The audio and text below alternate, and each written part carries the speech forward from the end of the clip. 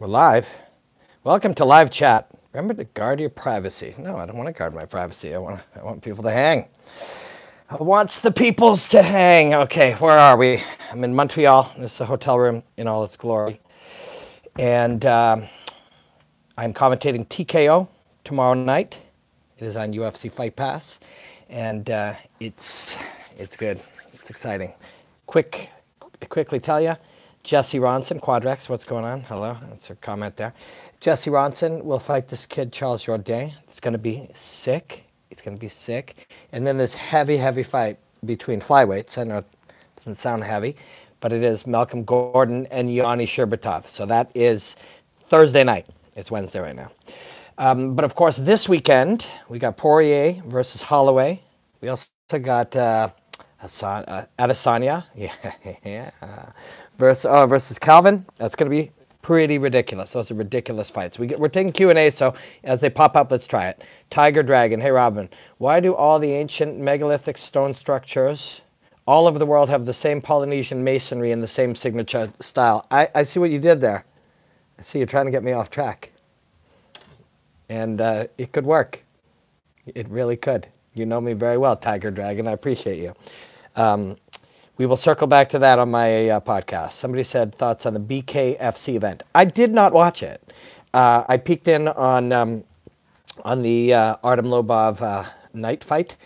They looked like they were in a knife fight, and it was great. It was a great fight. The whole reinventing the wheel thing, where we got a circular cage and we say different stuff. I don't know. I'm not sure. Like, I get that. You know, I'm not sure I know why that's the case.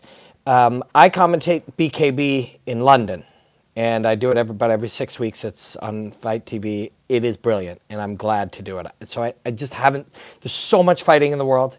I just haven't spent as much time trying to consume these other bare-knuckle ones. I work for the longest-running bare-knuckle fighting in modern history. What stance will Izzy prefer since Kelvin is a southpaw? Let's put it this way. Orthodox, southpaw, and square, right? Three stances. Three main kind of stances. Other, four stances. But if you keep going, the moments of going through each is really there are no stances. We settle for a position. A guy like Izzy will want to be fluid. He will want to be beyond the descriptions that we have. Is he fighting southpaw? For a moment. Is he fighting orthodox? For a moment. Will he step through? Yes. Stepping through stance, moving forward and backward through stance, I think that's it. Fluid stancing. I think that's what you want to do. Kelvin is, man, they are very different, eh? They really are. Kelvin looks really good when his feet are set, but then he moves his feet super fast and then sets them super fast. It's almost two different philosophies. Paulie D, you're the man. Grateful for, appreciate what you do. You got Dustin taking the win. Thank you, sir. We will appreciate you. We will go into that one in a second, since we got teed up here for Izzy versus Calvin, which is a pretty killer fight.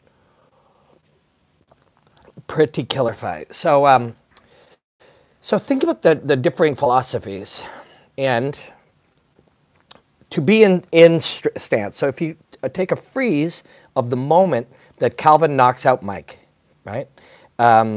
We've got a lot of questions coming in. Please forgive me if I don't get to them. I'll get off on thoughts. The moment that Calvin knocks out Mike. So as you know, probably if you're watching my thing, that I analyze a lot of tape, thousands and thousands and thousands of hours. I would argue, probably fairly successfully, that nobody looks at or breaks down more video than me. I've done 450 of them in the last year.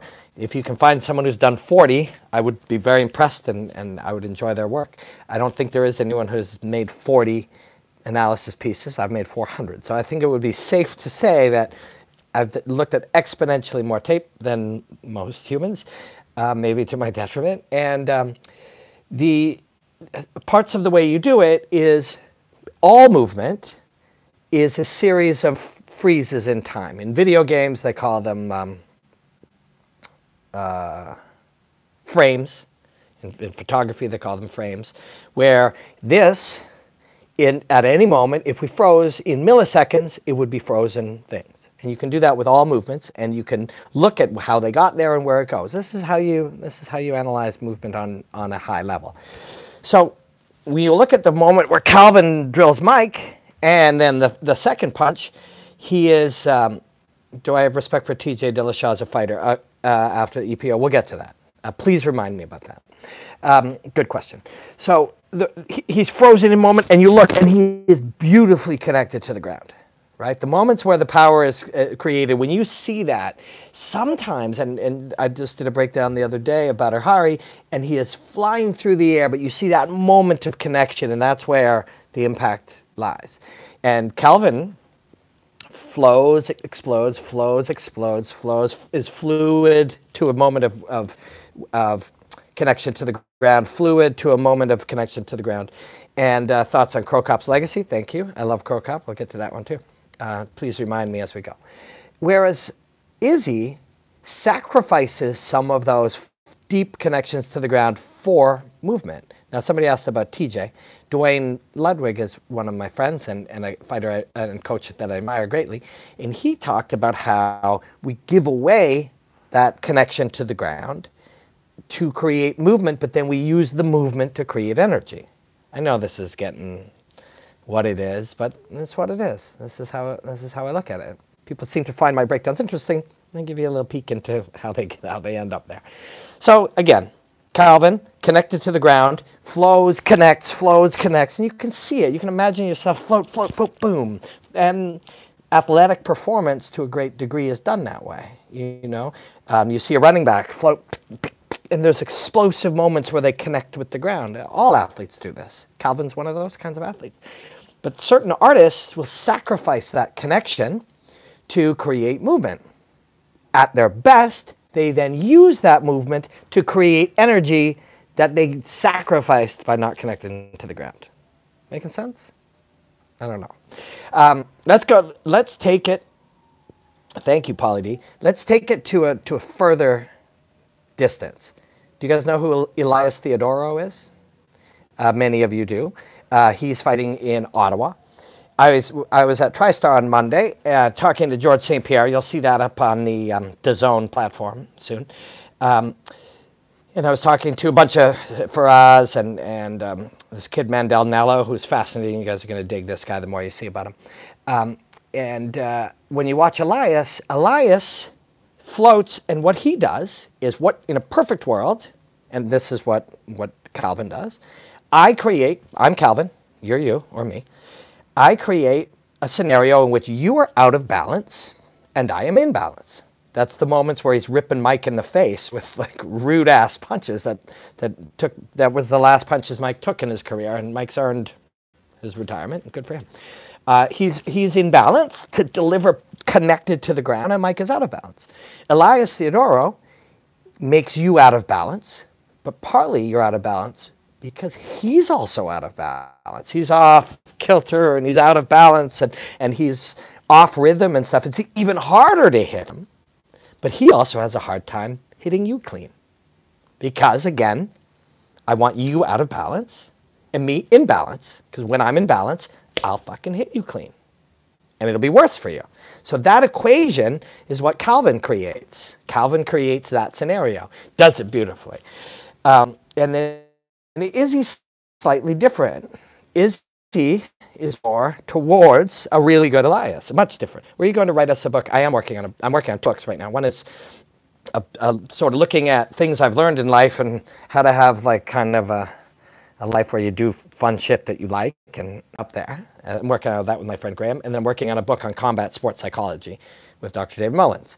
And after I go to Chicago for Bellator 221, I'm going to get together with him for a couple of days and work on that book. It's fun stuff. Izzy will sacrifice some of that, super stable connection to the ground to be even more confusing, even more distracting patterns, even more unpredictable, to be able to follow irregular patterns. Again, if you think about Calvin or anyone as a running back or any other high-level athlete, they change direction, they explosively move in different directions while connected to the ground. And those connections are where they create power. Izzy floats. Izzy doesn't connect as deep to the ground, and he uses that movement to then make up for the power that he didn't connect. But it makes him even more elusive, even more confusing, and you know, even more hard to hit, but it also creates a tougher time for him to do. So against Anderson, you really saw this. You really saw this, right? Nobody became too connected to generate and create power from their feet through the ground, through their hips to you know, generate force. So it's a super fascinating fight, super fascinating. At its best, if you're Izzy or an Izzy fan, is you get a slightly frustrated Calvin who can't make Izzy off balance while Calvin's in balance, which is what he wants. Because Izzy's already comfortable off balance, and he makes you off balance trying to corral him. So it's really neat. On the other hand, Izzy's never sort of dealt with somebody who is as fluid as him and floats as well as him, but also has that ability to connect to the ground. So it's a really, really interesting one. Very difficult to predict how that will unfold. Will Calvin be able to corner Izzy and keep floating and keep sliding and being smooth until he connects and hurts him? Or does he chase Izzy and Izzy starts hurting you even more? Even if he's slightly less connected to the ground, he's super fluid, you start committing to him and you run into something and then you're unconscious. Right? Super fucking cool. Like, really, really cool fight. Ridiculously cool fight. So maybe we'll get back to that. I'm 11 minutes in, and all I did was talk about guys floating around and trying to connect to the earth. And I know this is not how most people talk about fighting. But clearly, I enjoy it. And it's fun to fucking think about these things. This is how you peel back layers. Nobody's goal should be to see things exactly the same 10 years from now or understand something exactly the same 10 years from now. And the only way we will see something further or understand something further is if we explore these ideas. They're hard, and people discourage you sometimes from it. You guys subscribe to my channel, so you like it. But a lot of people are like, what the fuck is that guy talking about? And that's the challenge, right? Okay, Dustin Poirier and Max Holloway. Again, like, who isn't fucking stoked for that? So I just trained, like, I don't know, half an hour ago. Do you guys know who Fernando Lopez is? Coach Fernando Lopez? I'm trying to rehydrate. I'm just so... we've got some other... Oh, yeah. Somebody asked me if a bare-knuckle president taking half the purse of a fighter. I don't know that guy. Maybe one day I'll work for him. Maybe he's a cool guy. But that's fucking stupid. I'm sorry. Like, get the fuck out of here. We demand action. It's like, this isn't a fucking game. Like, you know, we're risking our health in here, and our job is to win and outsmart the other person, not to fucking entertain you. Like, give me my money back, you dick. Like, and I don't mean that to be disrespectful. Like I said, he could be an awesome guy and just trying to work his way through a confusing business as he learns it. Maybe I'll work with him one day. Maybe it'll turn out that this guy's got a brilliant vision. I don't know, but that's a dick move.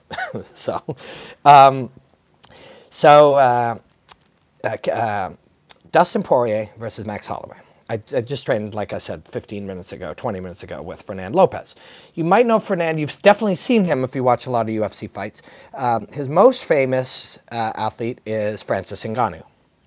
And we did a lot of work with, and you really see it, right? You really see, I got a real insight into Francis and just how a lot of these really super athletic fighters work. Because what we're doing is we're taking our athletic attributes and we're assigning them to understand and feel the connection between where you are and where I am, and manipulate it, and manipulate you with it. I'll make you chase me, and then I'll grab you. I'll chase you, and then when you chase back, you know, like, we're manipulating the space and the meaning of the space. Somebody said best actor coach in the business. Is he an actor? I didn't know. If he is, that's really cool. I didn't know. I've known the man pretty well for a while now and studied his work and get to train with him, which is really nice. But what the game has really become at this level for these guys, the real, like, root of the competition now is about where we both are. And that's why now somebody will say, who you got? And I don't know. And I don't choose a side.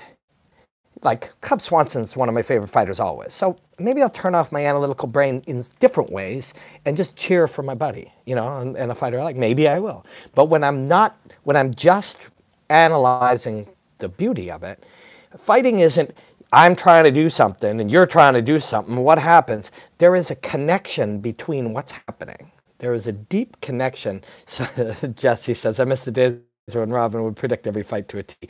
I did really, you were really able to anticipate it much more then. And what you do is you don't predict them to a T, but maybe you get 7 out of 10 right. And some of them are confusing and odd. And some of them I would be like, Cub Swanson will win over Russ Pearson with a left hook in round 2, and then he would. But it wasn't real. It was, you made a lot of money off me. Other people have told me that.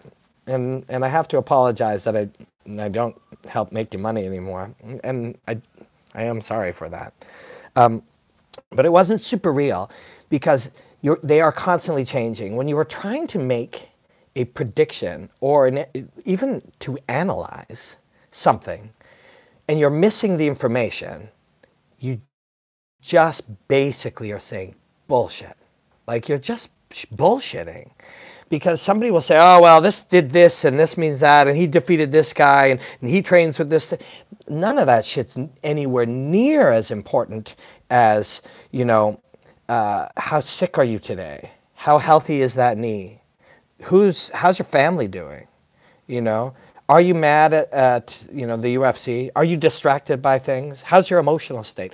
All of these things are more important than, bro, he trains at Alpha Male. But that's the shit we'll talk about, and we'll carry it into our ability to try to anticipate. Irrelevant. Or somebody will say, oh, this guy, and I just saw one of our boys here said that, well, this guy beat that guy. He beat Justin Gaethje. It's like, that doesn't fucking mean anything. A year ago, someone named Dustin Poirier beat someone named Justin Gaethje, but those are not the same two people they are today. They say a man cannot step into a river twice because it is not the same river and he's not the same man. And it's true. What Dustin Poirier did 18 months ago has almost no bearing on what he did today. You know, it leads to it. Max has better defense, footwork, pressure, and IQ. Poirier is tough and hits harder. None of that's true. And I don't mean to be a dick. I'm not trying to be a dick. We're just doing what we've seen other people do. And that's preventing us from actually looking at the real thing. One of these guys does not hit harder than the other. Sometimes this one hits really hard, and sometimes this one does. When he's tired, he hits this way. When you're rushing, he hits this way. When he didn't have an injured shoulder, he hit like this. When he's discouraged from the jab and he's hesitant, he hits like this. These things we say are not universal truths. We cannot say, who hits harder, Dustin or Max Holloway? If you have that conversation with a coach or a fighter, they will be polite, but they'll be thinking, oh fuck, I'm talking to a child who doesn't know anything about this. And I'm not trying to be a dick. That's what they think, because that's the truth. There is no, this guy's got more power. That's shit people say on TV. That's shit people say on TV. What's your opinion on fighters who watch a ton of film on their opponent to those who don't? And that's a great question. And so again, you asked opinion, and I'm trying to remove my opinion, because, you know, you watch two guys spar and ask their wife, who hits harder? He looked at me and said, who cares? You asked your coach who hits harder, and he said, who cares? Good. Thank you. Thank you for that. I'm trying to remove my opinion from things. So I'm trying, first of all, I don't care about even people I respect's opinion, like Faraz or fucking John Kavanaugh or, you know, Matt Serra or somebody brilliant will have an opinion. I don't care about their opinion. I'll wait to sift in and see what they know, what is, right? This is important. Your opinion is irrelevant to what is. The truth doesn't give a fuck what you think. Do you know what I'm saying? And so I don't just mean like people I respect. I don't give a fuck about my opinion. My opinion, yeah, why do they hold that opinion? That's nice. You know, now you can go in. What do we know? What do we know? And what about that do we really know? And then what about that we think we know? Can somebody say, dude, that's not even a real thing. Dude's got a better chin. That's not a real thing. That's just shit we say on TV. George said the other day when I was interviewing George, saying, I know that some like, what the fuck is this guy talking about? He's got more power and he's got a better chin. Let them do it. Let them have it. Let them do their thing. I talked to George the other day and he said, it never matters who's the better fighter in the fight. It just matters who performs better on the night. That's fucking George St. Pierre. That's not me, you know. That's not some guy. That's not fucking, you know, dude, you know, Joe YouTube. That's fucking George St. Pierre at the highest level. And be like, George, who hits harder, Rory or John Fitch? And he'd probably say Rory does, but he'd be like, that's not what it's about. Somebody said, you do a really good job interacting with your fans, Rob, in the chat. Thanks, Rob, and it was great to be part of your stream. Say thanks, David. Appreciate you guys. I really appreciate you guys like hearing me think out loud. It was very helpful for like the jobs people pay me for, because I can't sit for 21 minutes and just shoot the shit with those people. They put a light on you and maybe you're sitting at a desk, or maybe you only have 1 minute to do a thing. You got to have some kind of shit in your head, right? Ironically, your picks back in the day when you would pick upsets helped to change my perspective, the same as you are now. Oh, that's cool. When you get into a fight with expectations and they're wrong, change. That's really cool. Jesse, thanks, man. I find that watching the fight, not the individual, is amazing. That's what I love about it. Yeah, that's what I love. Dirty Hippo, thank you, if that is your real name. That's what I love about it. The fight, what's happening in the interaction of these two. I know I haven't even barely talked about Holloway versus Poirier yet, because we got sidetracked with all that. All that matters. People, and if you were to ask me why I go into these things all the time, it's because until we can get through, first we must dissolve our belief systems before we even have a shot at examining new ones. We must. We must. And it can't just be me, or else I'm just talking shit. And nobody's, people are like, do you hear what kind of nonsense that guy said? There's no such thing as chin. There is a such thing, but not in the way we think it is, right? So anyways, it's fun. So the dynamic of the game of touch and don't get touched, TJ coming up, yes, after this. Touch and don't get touched is kind of everything right now. So it's what I was doing with Fernand today, which was a gift. Thank you, coach. It was wonderful. And Chael versus Machida, yeah, we'll talk about that too. So we got TJ, Chael versus Machida. Okay, I should write this down, but I'm not gonna. So touch and don't get touched. That's the game. So, and when you look at Max versus what was our badass fucking submission machine that he just fought in Canada? Why am I forgetting his name? Somebody help me out. Bob, who's that guy Max Holloway fought in Canada? Brian Ortega. Thank you. Thank you. So Ortega's a genius. He's a martial arts genius. He's brilliant. He's brilliant. Tough? What the fuck? Do you think he's tough? Of course he's fucking tough. You saw that fight.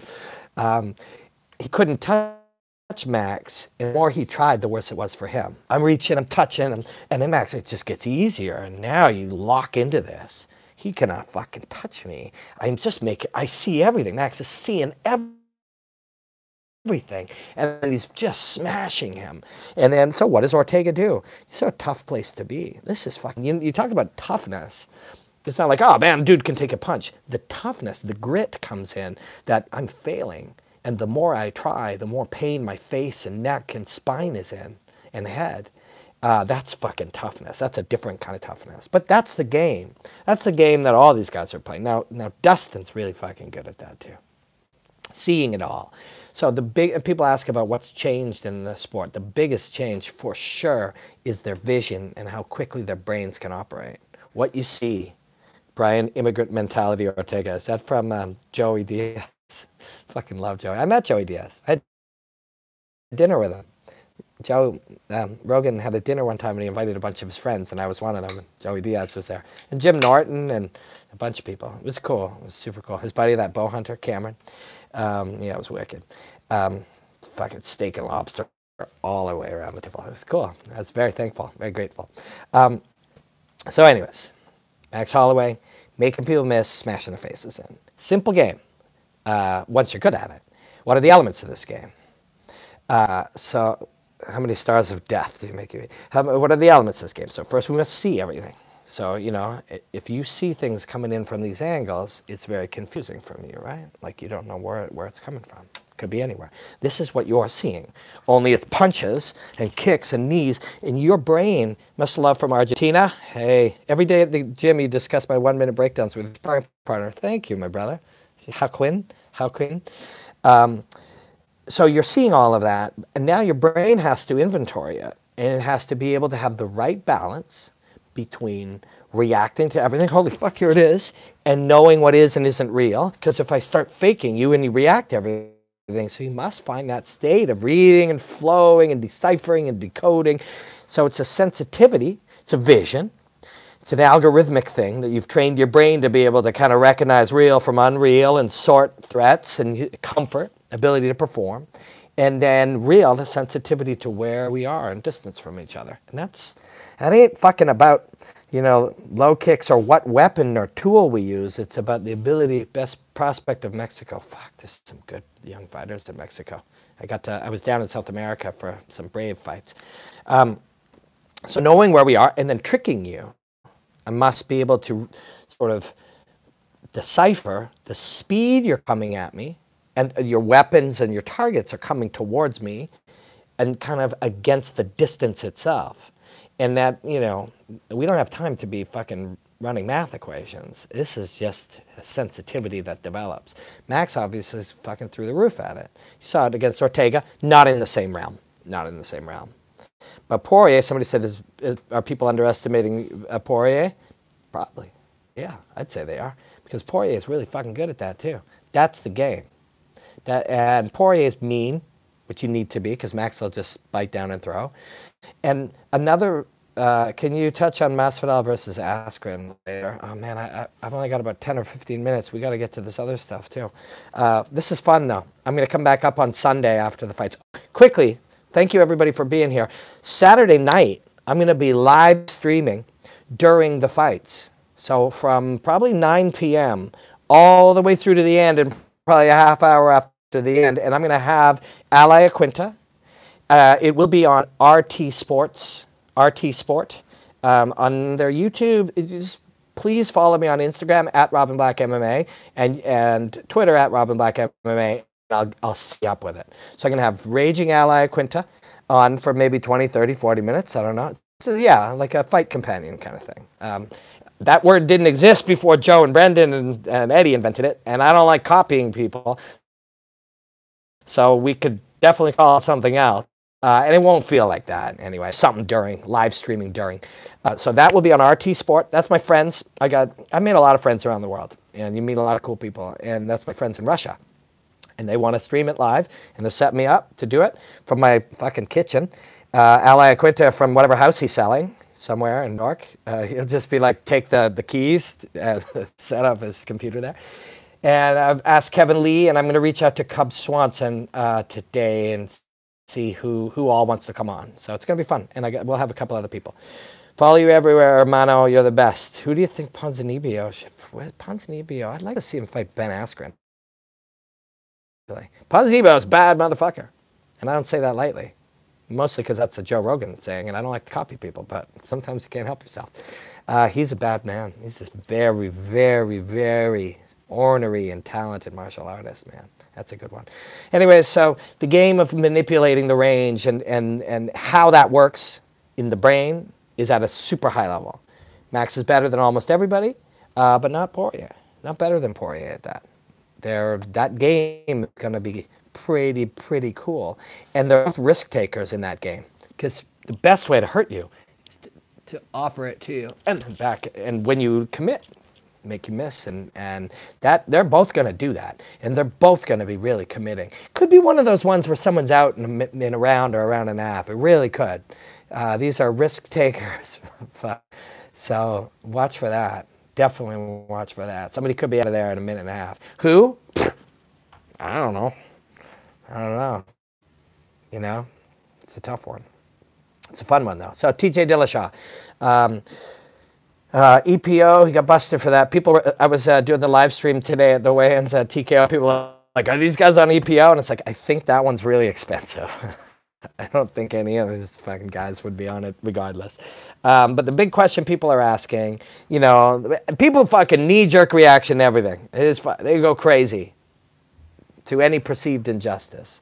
Life, a lot of the times when you're being an asshole or I'm being an asshole, we think it's okay because we perceived some injustice someone did to us, and then we act like dicks. That's most fights. Both people are in it thinking the other one's fucking at fault. We all do it on Twitter a lot, so we freak out and we react to shit we know almost nothing about. You should be banned for life to get the money back. And fuck, here's the problem. Let's say we're catching 1 out of 50 guys. And actually it's less because, you know, that would mean you're catching 1 out of every 2.5 shows. So it's probably less. But let's say we're catching 1 out of 50. You should bring back the food interviews with UFC fighters. I have done a couple of those on the DAZN platform. Around Bellator and other stuff, and they'll be back. They are fun. I really enjoy it. I mean, what's better than just sitting down with a cool, you know, super athlete or artist and chatting with them over burgers? It's pretty great. I did one with Chael. That's up on the DAZN platform. I think we did have burgers. I did. He had something kind of like seafood soup. And I was hesitant at first, but it was pretty good. It was in Wesleyan, Oregon. Who would you love to see Justin Gaethje fight? Oh, fuck everybody. Who wouldn't I like to see Justin Gaethje fight? Brendan Schwab is doing that too. If he's being honest, I think there's a chance that he might say he got that idea from me. I'm just saying that. We're friends. And he might not say that. He'd be like, I don't know what you're talking about. But he might. I think he might. Because he's a pretty straight shooter. I didn't invent it. Lots of people have said it. But with a fighter, I have a feeling he saw me chat with Jorge and was like, that's fucking cool. And he's doing a great job. Brendan's awesome, man. Trust me, he is a cool guy. He's a good human being. He's smart, and people like him, and I like him. So, it's wicked. And LOL, nice. Somebody's like, Brendan's love and all this other stuff. Why you gotta hate on a guy just because he's doing good? You don't have to hate him just because he, you know, had the sexes with Ronda Rousey. I don't know what you're mad about. I don't know what it is. Anywho, so anyways, that fight's awesome. So TJ Dillashaw, yeah. Let's say my hair is on EPO. It could be. People tease me about my hair, but I don't care. I like it. It feels good. Because if I was doing like the smart thing, I'd like cut it short and not dye it. And if I was doing what I thought society gave a fuck about, but I don't care. Why don't you and Jimmy Smith join forces? We have chatted a fair bit and always have planned to kind of do something together. We get along really good, and I really like Jimmy. And we've, you know, looked at when I was in Vegas, and he was going to be in Vegas, and we were going to do something. We just haven't done it yet, but we'll do something together for sure. My hair's looking rather tall these days. Yeah, it's also like dry and beat up. I should probably cut it, but I like it. So. Do you think Dustin can take Max down? Now, that's a fucking simple but excellent question. Where's Ramdeen? He'll be here tomorrow night. We will be commentating TKO live on UFC Fight Pass tomorrow night. Me and Jimmy need to go to Russia for ACA. We do similar jobs, though. We're both like the color guy. Well, sometimes they have 2, though, and we could do it. So let's say that TJ Dillashaw is, when they catch people, they're catching 1 out of 50. Probably means 1 out of 10 are doping. For real. You know, people don't dope because they think they're going to get caught. TKO tomorrow night or Friday night. Hey, Marc-Andre, what up? What up? It's Thursday night. Tomorrow night. TKO tomorrow night. Thursday night, UFC Fight Pass. People don't dope because they think they're going to get caught. They dope because they think they're not going to get caught. So if you catch a TJ Dillashaw, should they go back and test past fights? What the fuck is... And no offense, what is our obsession with past fights? We're going into people's yearbooks and saying that guy like did one stupid thing 37 years ago. We should be mad at him for it. We're obsessed with that. It's very interesting, and I don't mean to be critical, but that's an observation. No, fuck it. Let's go forward. Dirty Hippo, he likes the point, right? So let's say they're 1 out of 10 is using it, and we're catching 1 out of 50. You know what I mean? Like, now we're going to torment these as if they were like the only ones, when it's systemic. How and why would 1 out of 10? It could be 1 out of 5. At one time, it was probably 1 out of 3. But testing has eliminated it. Let me give you a... but let's say it's 1 out of 5 or 1 out of 10. I mean, we got to catch them all. Or else we can't just, well, we randomly caught you, so we're going to fucking destroy you over it. It's not going to discourage the other ones. And I don't know. I don't know what I think. You know, people ask questions that I can answer. So, and people have been. They're like, why do these guys do it? And the answer to that, like many of us, is for many different reasons. Some of them do it out of fear. Some of them do it out of like anxiety and pressure, the pressure to win and the pressure to succeed and stuff. Some of them do it, some of them could never explain to you why they do it. Then they would be ashamed if their friends and family found out, but they feel they must and they don't know why. I mean, that's real. These are people. Tell me why the fuck you do anything. It's hard. Most people don't examine how and why they do anything in life. Personally, I like the way TJ is handling it. It's like, yeah, I did it and I'm out. I like that too. Yeah, exactly. If we're going to, you know, every one of these assholes who had a tainted supplement story, you know, 1 out of 3 or 1 out of 4 of them might have had a tainted supplement story. It's just the ready story that you go with. You get your fucking agent to make a statement. It's all bullshit. If anyone, you won't be mad at anyone, be mad at those guys. It's the TJs of the world. It's like, yeah, fuck, I shouldn't have done this. I did it. Some of them do it. Really, for a long time, they did it because they thought everyone else was doing it. And they thought they couldn't compete. And maybe they were right. Not a coincidence. And he says this all the time. It's not a coincidence. Fucking Michael Bisping was the champion of the world once they started testing these guys. Because he's clean. Everyone knows it. Someone said, did Volkov get flagged? I'm not sure. I haven't heard that. You know? It's all... This is, you know, listen, we live in a world where we have to choose a side and then defend it to the death. You love Trump and you hate Trump and now you're going to fight. And no matter what evidence to the contrary comes up, you will deny it or twist it or whatever. We don't have to live like that. Things are always more complicated. Things are almost never black and white. Things are always, you know, you've got family and pressures and confusion. You're sad and you're scared and you wish you couldn't do it. Now you did it and you're ashamed. And people are fucking people. Think about how you are watching this with almost anything in your life. Your boss, your girlfriend, your fucking job, the bus, like a restaurant. We're complicated. We're confused. Like we're you know what I mean? We go through life going, and yeah, and then somebody says you take EPO to feed your family and give them a better life. Some people take that side right away, but these are complex fucking issues. We're all complicated shit. The way you feel about something now is different than you're going to feel about it in 3 hours, and that's confusing because you might choose to do something now, and 3 hours later you'll be ashamed of it. This is what it is to fucking be human, right? And when we do something wrong, we'll all say, we'll have reasons. Well, this guy cut me off in traffic, or she said this about me, or I can't believe they did this. And people will fucking be mean as shit to like famous people on the internet. And then they'll say, well, Rhonda was a bitch to so-and-so, so it's okay for me to be a bitch to Rhonda. It's like, that doesn't make any sense. And then you'll point that out and they'll go, yeah, but you're not understanding it. She did it first. It's like, children say that, right? But we do anything wrong in our lives. We tell our mom, we're rude to our own mother. We'll have a reason. Well, there'll be a complex reason in there. Well, it was because of this, and I was tired, and I got scared, and I was confused, and whatever. But then when we see somebody else do it, we're like, see, they're a cheater. See, they're a liar. See, they're a whatever, right?